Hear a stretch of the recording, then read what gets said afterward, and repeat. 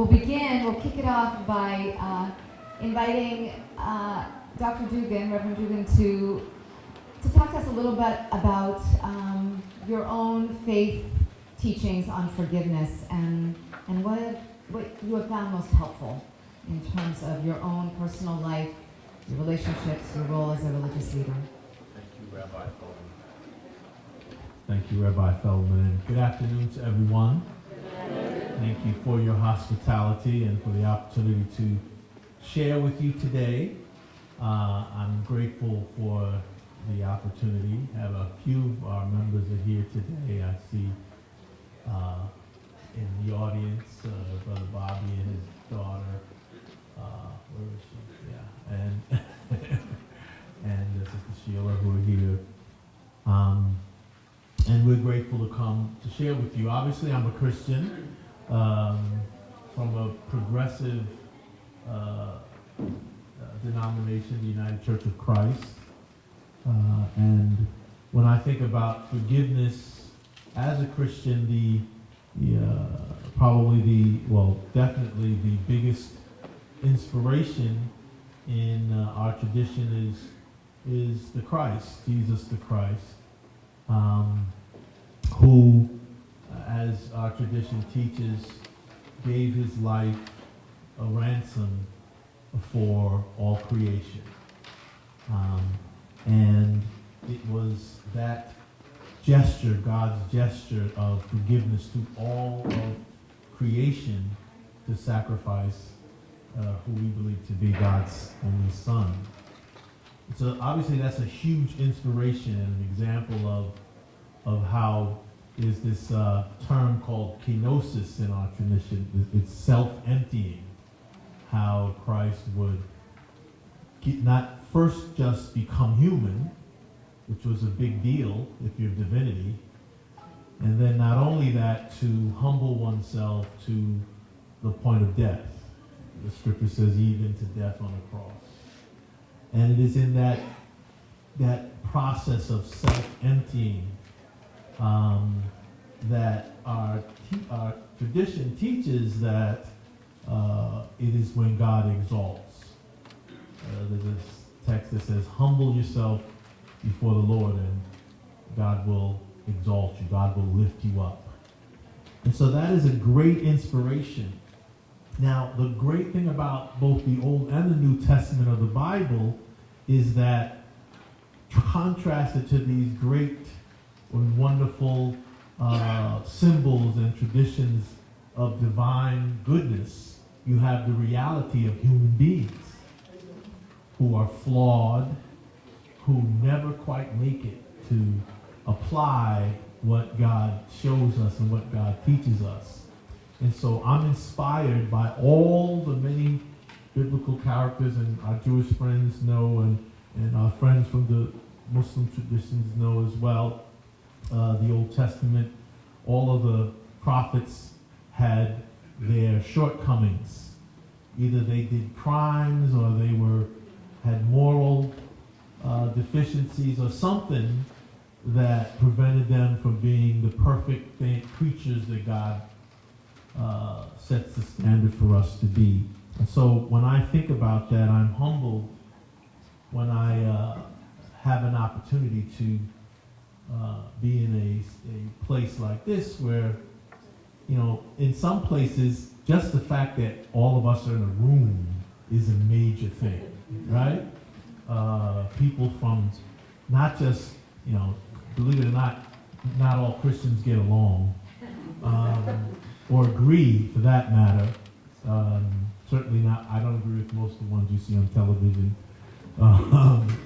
But to be together in a room across faith traditions, when so much tells us that we have more to be opposed to each other with than to pull us together. And so it is those models of forgiveness, Jesus' model, which Jesus himself teaches that we ought to love, and forgiving for us is it's the word itself says it. It's giving before, right? You give before. We love and we give it regardless of the object of our love. We don't take into consideration that, maybe they hurt us a few minutes before or said bad things about us. I'll give you a very good example. My 10 minutes is almost up. I'm on Facebook all the time.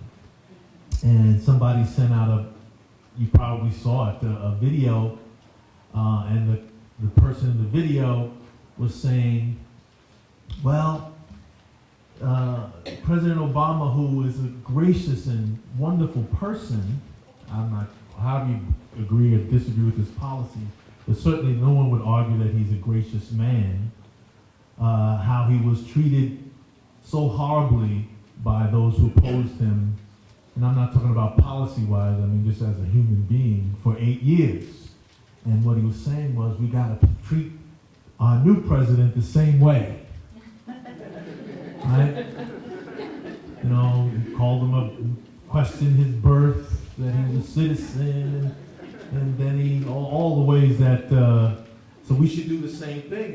And I posted the video. I said, well, I agree with the video, what he says about policy, but I don't believe that God calls us to return evil for evil.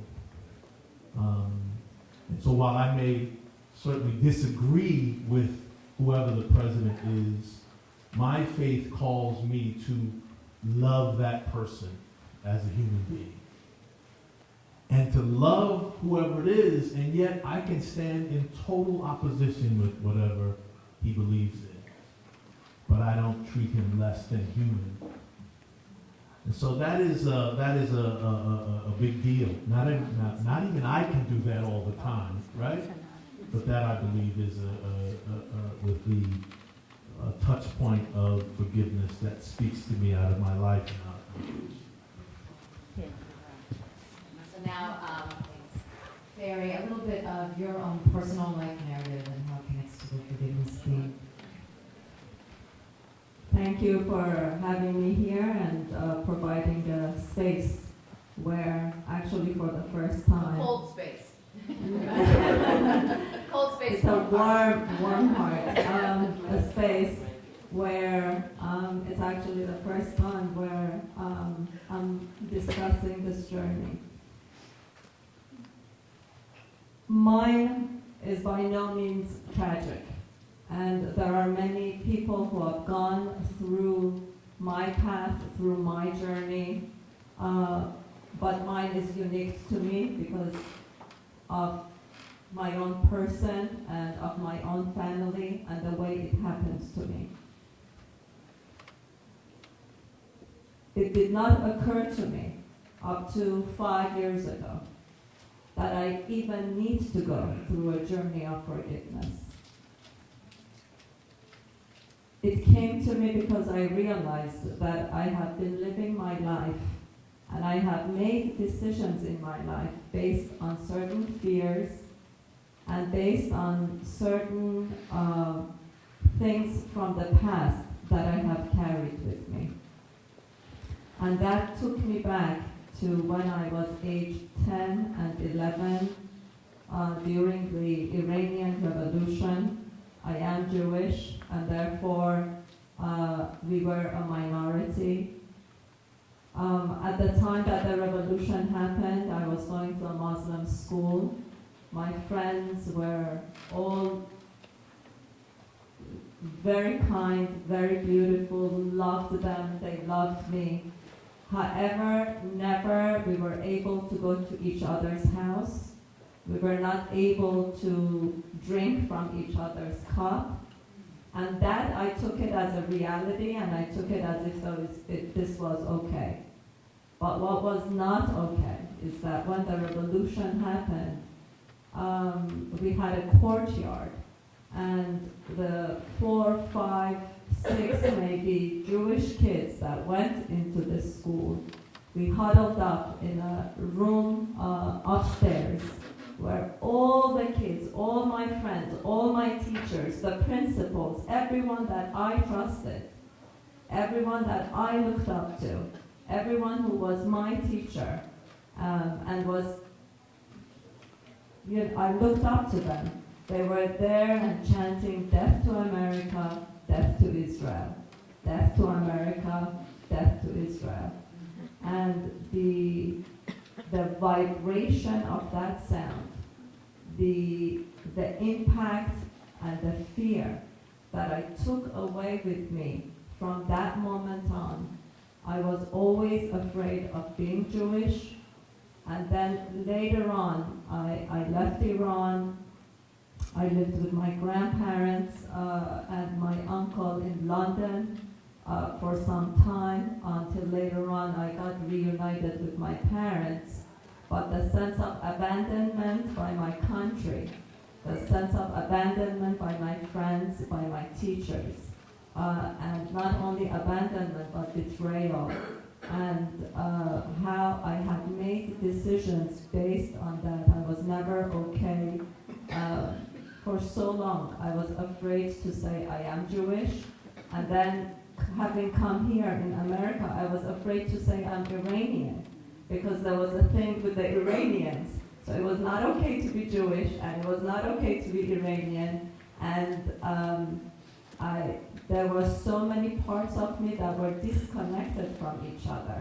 I wanted to reinvent myself, reinvent who I am, until I realized it's really not about reinvention of myself. It's really about embracing everything that has been my life up to now, and embracing the people, embracing the revolution as it happened, and forgiving a country where we had resided for the past 2,000 years. And in that forgiveness came with it, it brought the gift of embracing my own tradition in a much deeper way that I had up to that point completely rejected. And as I told the story to a few people, I could read and write Persian, and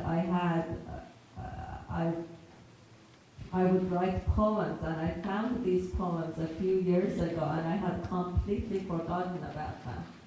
And as I was trying to read what I had written, because now I can't read Farsi, in my resentment, in my anger at my friends, at my school, at my teacher, at the revolution, I choose to forget how to read and write Persian. And I choose to not like certain songs that reminded me of that time. I choose to hate certain things that was absolutely irrelevant to my life right now.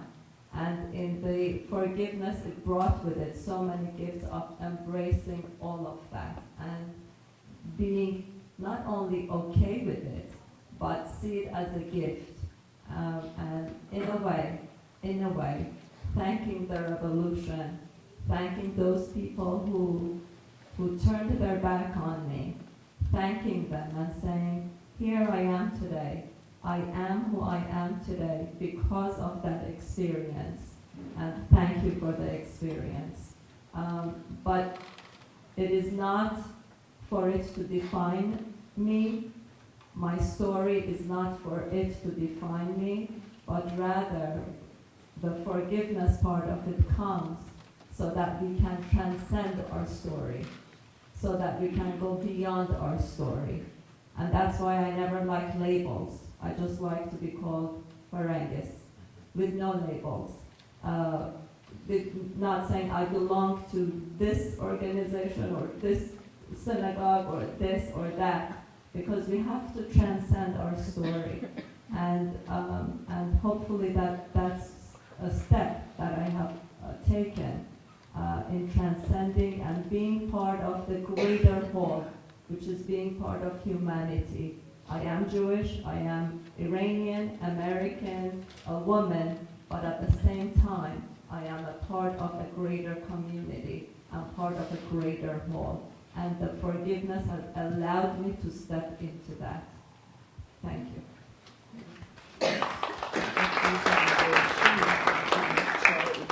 beautiful theme emerging is there's both a transcending and an embracing. And sometimes when we think of forgiveness, it's sort of a wiping clean of the slate. And there's something else going on in your story, that there is perhaps transcending, but also an embrace of the pain and the beauty and all of it. Thank you so much. And Professor. Thank you. Allow me to stand up, because as a college professor, I know this is not my lecture room, that's just my system inertia. Whenever I see people stand up, the more people presenting, step higher. Okay. All right. Hello, everyone. How are you? Okay. Thank you for coming over to this good opportunity to have our ideas exchanged and value system passed on, not only between ourselves, but on to our generation, our children, grand generation, all the way down the road. A brief introduction to myself. I come from Taiwan, and I was majoring in Spanish language and literature back in Taiwan. And the St. John's University was the only American university I ever applied from Taiwan, because all the fathers and the sisters, the Catholic fathers, telling me, go to St. John's University, that's one of the best, and we encourage you to go over there. So instead of applying many, like a shotguns, I only apply St. John's University. Because, why? Because for 4 years in college, doesn't matter, professor from Spain, from Guadalajara, Mexico, anywhere, they treated us as their own babies, Catholicism, Jesus Christ, Ave Maria, they never talk about it. But the love penetrated to our hearts one by one. So I listened to our professor's suggestion. I came to St. John's and finished my education, forgot to go back to Taiwan. That's why I'm still here after 35 years on that. Anyway, I started as the IT person and working as a professor and taking care of computer labs, whereby I have quite a few graduate assistants, undergrad assistants, full-time supervisors. I was a manager and the director by then for things across all kinds of nationality, ethnical background, for so on and so forth. But what shocked me, impacted me the most, is 9/11 attack. Out of my window from St. John's University, for those of you who know St. John by Jamaica, Queens, through my window I can see beautiful towers over there, standing there, glittering on that. However, the towers were gone on that. And the kids that day could not even get out of school because tunnels, railway, everything shut down. And then because the Twin Tower collapsed, a lot of cell phone service was gone. A lot of antenna was set up right over there on things. And then my wife called me, gave me peace of mind, she was home, and our daughter was home, so I had nothing to worry about it. However, there a student come in and said, could you do me a favor? Could you call my grandpa in Staten Island? Could you call my fellow friends in Jersey? Could you tell my uncle not to pick me up? I cannot leave St. John's because everywhere is FBI, police, German Shepherd for things, so on and so forth. I said, well, let me an exception, even though we're told the rule, no one can use our phone to call long distance. Long distance by then was very, very expensive. Anyway, let them call. And kids come to my office crying, American, white, Latino, and the black, and the people speaking Farsi. I know they're coming from Arab world, for so for Afghanistan, Pakistan, for things like that. Nothing. And then the second day, St. John's asked us to stay home till further notice. And then I read news about certain people retaliating on Muslims population somewhere over here. So the moment we get back to the office to work, I called all my fellows. There were about 45, full-time, part-time 45. I said, now we have this tragedy just behind my window over here on that.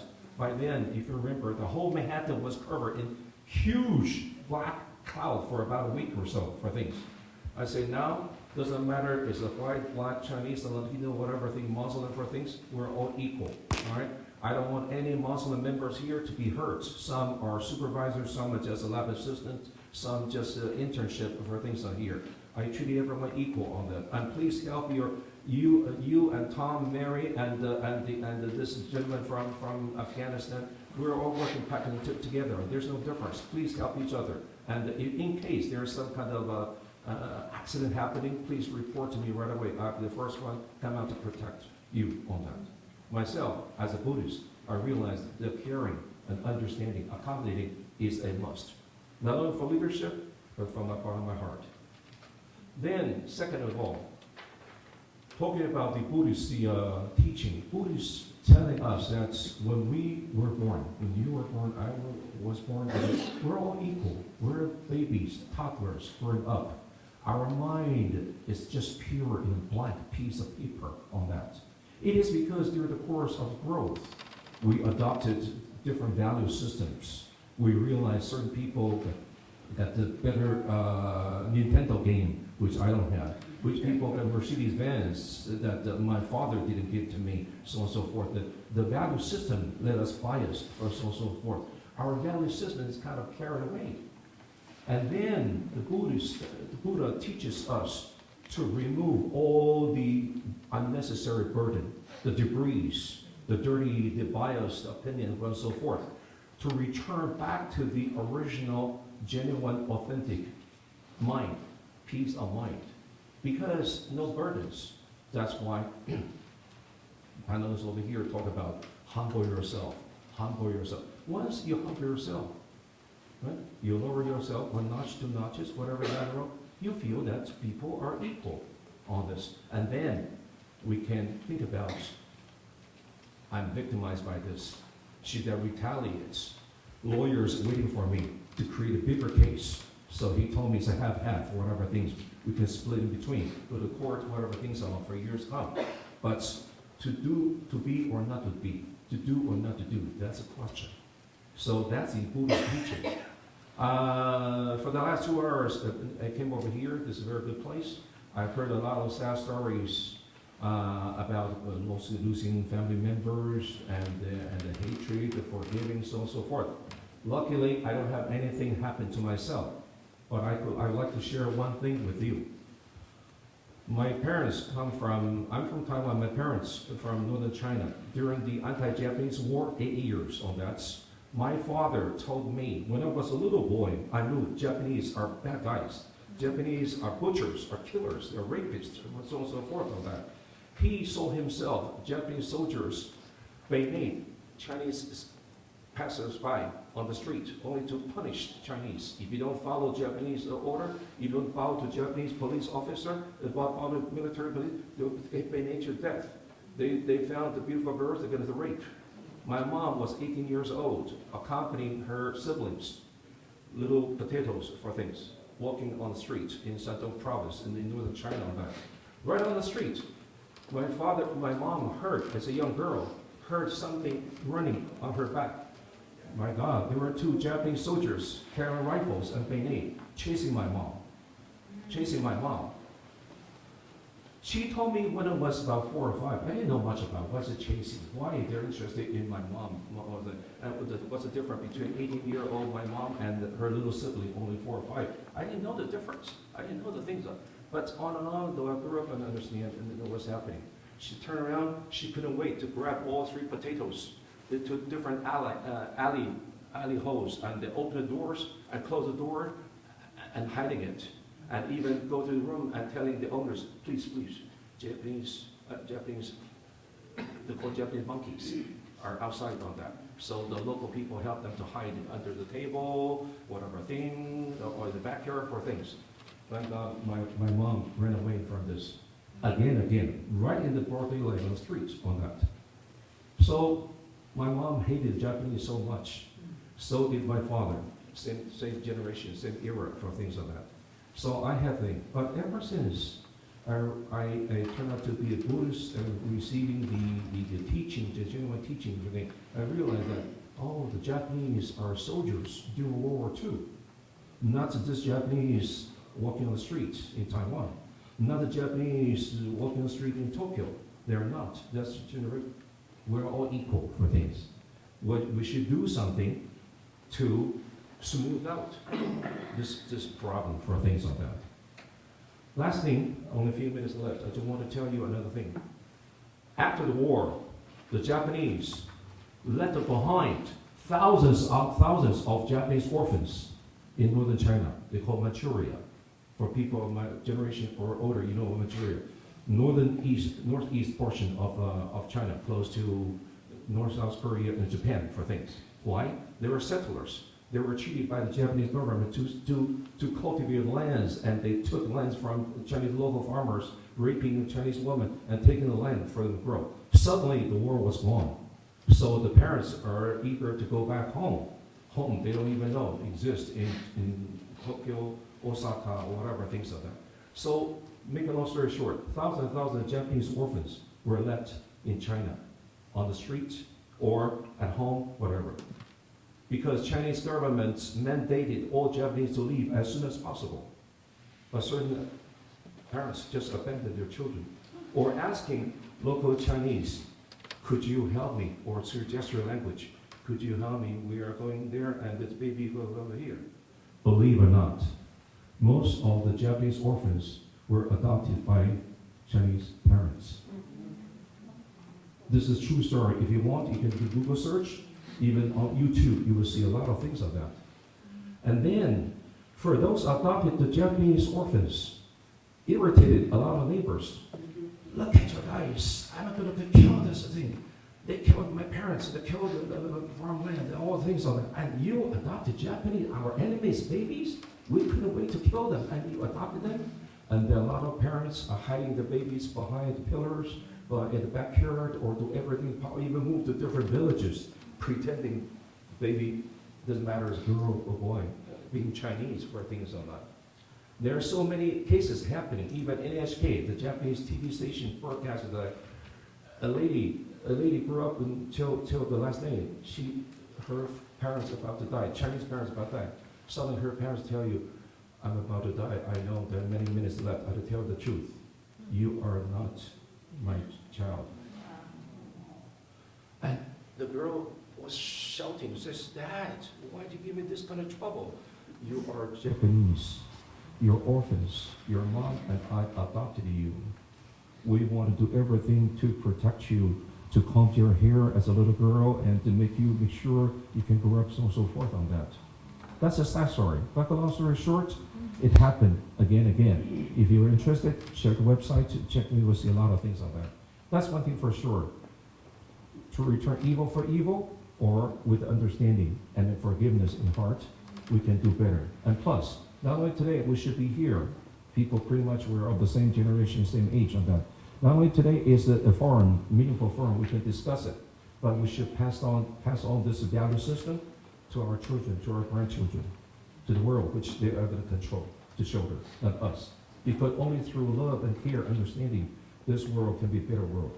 Not even worse, opposite side. Make a long story short. Thank you very much. Thank you. So we really are about to wrap up in about 5 minutes, but I wanted perhaps first from Reverend Duggan. There's one thing that I know, certainly in my conversations with my Jewish colleagues, we come up against what's the relationship between accountability and forgiveness? You know, that when wrong has been done, how do we wrestle with that? What does it mean to forgive? What about consequences? Consequences perhaps through the generations or otherwise. Just any reflections from any of you. So our tradition, the Christian tradition, teaches forgiveness as the greatest act that God opens up to us. But both the Old Testament tradition and the Gospels, the New Testament, focus on justice.